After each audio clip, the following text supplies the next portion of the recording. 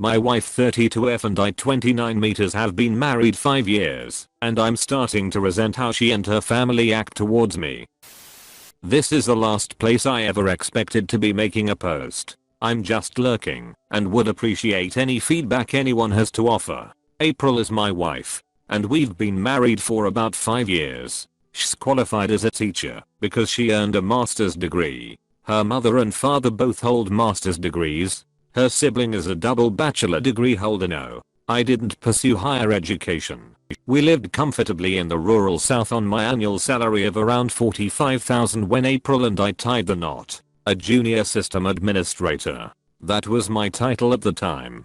Her family seemed to accept me, despite some light jabs about my lack of a college degree. The taunting has evolved into something that now makes me feel insecure, and I have no idea how this occurred or how to adequately describe it. I can't help but hate myself because I've achieved so much. A few years ago, I started working for $65,000 annually. I couldn't have been happier to hear that April was pregnant. I was petrified too. So I went out and got a better job to help us out. She insisted on keeping her job even after giving birth, and she has. April complained that someone without a degree is making twice as much as her after she received a pay raise at her new job. She is an educator. Before we made that leap, we talked about wage parity. I encouraged her by telling her that her work is meaningful and important. I agreed with her that teachers are underpaid and advised her to go after a higher salary if it was important to her.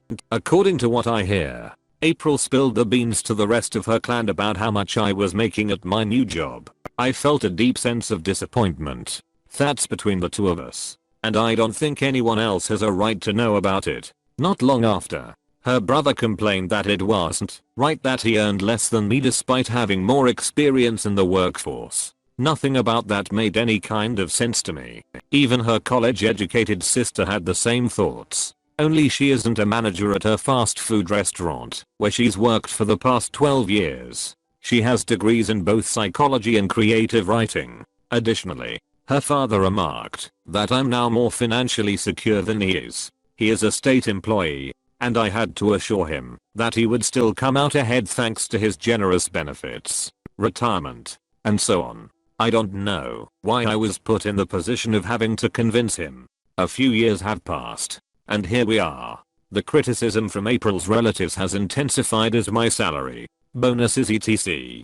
have increased. They say I'm part of the one, and that I should pay my fair share of taxes. Someone with my limited education has been called out for making more money than the rest of them. Many people have told me that I should buy lottery tickets because they consider me so fortunate to be paid what I am. It's starting to bug me more and more. All hell broke loose over the weekend. I completely lost it. When her father and sister visited, he brought up his brother's new girlfriend. He claimed he didn't have anything in common with her because he has nothing to say to those kinds of people, referring to the fact that she was uneducated. My patience ran out when he said this in front of me. I smiled and gritted my teeth for what felt like 5 years before it finally all came crashing down. My being combative with April's relatives must have come out of the blue for them, as I have never been combative with them before.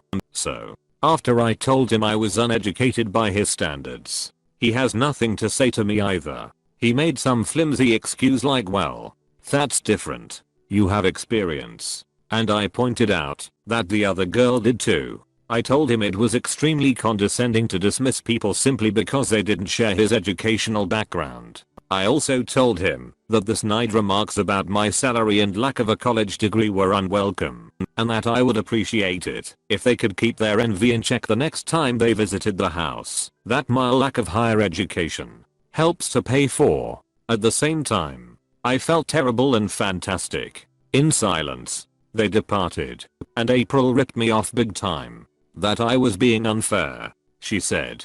I told her that the constant parallels to Donald Trump were getting old. Unfortunately, I'm not filthy rich. I'm able to support my family comfortably with my income. I'm very pleased with that. In addition to giving my daughter the world, I love nothing more than spending time with her. I told her that the way she and her family had been treating me had severely damaged my sense of self-worth, and that I didn't appreciate it. In addition, I was not going to sit around while her dad came over acting like a jerk. Well, that's just how my dad is, she mused. Even worsens.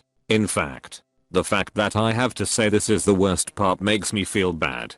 Just recently, I started working at a new company. Over the past few years, I've invested personally in improving my skill set by attending conferences, meeting new people, taking on extra responsibilities at work etc. After much deliberation, I decided to join a cloud service provider as their senior system architect. They provided me with a generous salary of $105k annually and a month off. In addition, my wife basically made me feel terrible about myself. She sobbed uncontrollably at the thought of it. I can't have her happy, she said verbatim. I don't even know how to explain that. Even though she has a degree and I have nothing, she expressed sadness that I will be making 5 times as much as she is. To be honest, I was at a loss for words. Once I'd had time to think about it, I told her she shouldn't be happy for me. I tried to reassure her that she ought to be pleased with us. I also suggested that, if she was unhappy at work, she should consider quitting so that she could spend more time with our daughter. Otherwise, get a part-time job. The sick part about this is that I'm beginning to believe the nonsense her family has been saying. Perhaps I'm not deserving of the salary increase that comes with my new position. For some reason, I always assumed that those who had higher education were superior to those of us who did not. Furthermore, I believe April has been conditioned to believe the same thing. Despite how my story might make her sound, she's not a bad person. In contrast, I believe her family has pushed the "you must go to college or you will be a complete failure" line, and she doesn't know how to reconcile the idea that someone who didn't go to college isn't a complete failure.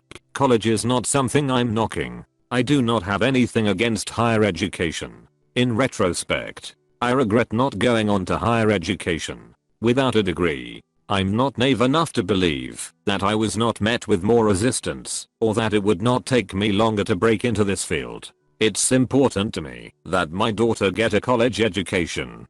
To put it simply, I wasn't ready for it at that point in my life, and I had to make the best of a bad situation. Here are my 3 serious inquiries. How do I stop myself from coming to believe this nonsense in my own head? The best way I can put it is that words fail me, while I'm aware on an intellectual level that their BS is untrue. A small but persistent voice of doubt has begun to undermine my self-assurance. Having achieved professional success, I'm now beginning to feel guilty. When it comes to April and I, how do we find common ground? Our marriage has weathered some storms, but we always manage to come out on the other side stronger. Though I know it's for her own good, I'm starting to feel bad about always giving my professional best. Perhaps I'm being overly protective of her by shifting the finger of blame to her family. It broke my heart when she said she couldn't be happy for me because my new job would take us farther away from our mutual friends and families.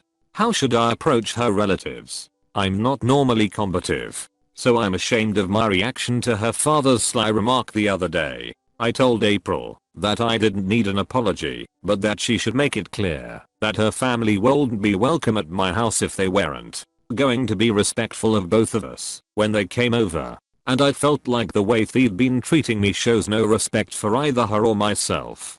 In a nutshell, I made it in life without a formal education. However, my wife's family has treated me so horribly that I feel I should feel guilty about my success and that I don't deserve it. In other words, rest in peace emails in my inbox. I mean, holy crap. I value your help tremendously. The relief I feel from this is incredible. There are 2 things. To those who will say this is made up, this doesn't happen in real life, etc. Really, I do hope so. At the very least, I hope I provided some amusement. Consider pursuing a degree in creative writing. For the rest of you, thank you so much. There is a great deal of solid guidance. My wife and I are going to have a serious conversation about this, and I have a lot of useful information to share. That doesn't mean I set out to make her look bad. In my opinion, she is not. I think she's just having a hard time accepting that the information she was taught growing up, in school, and at university isn't always correct. She seems to be exhausted by her job too. I'm aware that many American educators are struggling to cope with the widespread implementation of the Common Core state standards. To be perfectly honest, I don't know enough about it to form an informed opinion. I can tell that it bothers her a lot. The birth of our daughter 3 years ago also made us new parents. She's questioning some of her most fundamental convictions. And I think there's just a lot going on right now that's contributing to it. There's just a lot happening right now. I hope that my approach to this with her is proper. A ridiculous number of people have asked me privately, how do I get to where you are? My desire to respond to everyone has resulted in my endless repetition of the same points. Remember that technology has come a long way since 2006. It's more advanced, more quick to adapt, and more efficient. It grows at a rapid rate. In place of a rigid do this, and you will succeed list, I will share some advice, based on my own experience, that I believe to be timeless and applicable regardless of context. I was always on the lookout for what I like to call bridge jobs. The bridge connects the two worlds, one that the traveler knows well, and the other that is foreign and mysterious, and takes you past an obstacle that seemed insurmountable. First, I want a position that matches my skills. The resume is not the place to exaggerate your qualifications. You should not tell untruths during the interview. Once you have progressed past entry-level positions in technology, technical interview panels are inevitable. In this interview, you will be put through your paces. Further, B will enlighten you to something you didn't know before. You must learn something new in this role. That's the connection, or the bridge between two places. The bridge can be crossed using your current set of skills as a springboard for learning something new. You shouldn't look down because it's terrifying, but you should keep going. When you have settled into your new home, it is time to begin building that bridge once more. I'm sure there's a more thorough explanation elsewhere, but this is how I pictured it. I'm a visual learner. This is why I enjoy studying network architecture and diagrams. Network? No, I don't mean you should study networking concepts like routing and subnetting, or implement VPN encryption protocols. What I mean is to connect with other IT pros in your area. A great deal of it will emerge in the course of regular interactions with clients, in job interviews, amongst coworkers etc. You should instead attend regional tech conferences. Over the years, you will encounter a surprising number of familiar faces. My first online search was how do I get into it? And I found a tech forum. There was another new guy who I became intermittently friendly with over the years. Do you know what? He currently works for my future employer. Before today, we had never met each other. We live in a very small world. I've participated in job interviews before. What do you think? People I interviewed with are already working here. Keep in touch with these individuals. Consider enlisting the help of a seasoned professional. In my life, this was a major event. Lucky for me, while working as a help desk guy, a senior Exchange Windows administrator took me under his wing and taught me the ropes. To train me, he gave me simple tasks to complete and helped me through any problems that arose. For me, that was the key to making the move from help desk to system administrator many moons ago. He eventually left for a bigger company, Rackspace, but we still keep in touch now and then, typically during baseball season. Speaking of which, do not, under any circumstances, embellish your resume. This is disastrous for your tech career, especially if you live in a city with a limited job market. It would be impossible for me to count the number of people I have interviewed who have included something on their resume because they thought it looked good there. No further interviews were granted to that individual. Don't forget to include your own personal achievements. The IT interview process consists of a panel of experts, or at least I have. Moving from an administrative or operations role into engineering typically involves lots of whiteboarding. Defend your choice to implement systems in this particular way. Your own beliefs and assumptions will be challenged. They'll keep pushing you until you hit a wall you can't see over.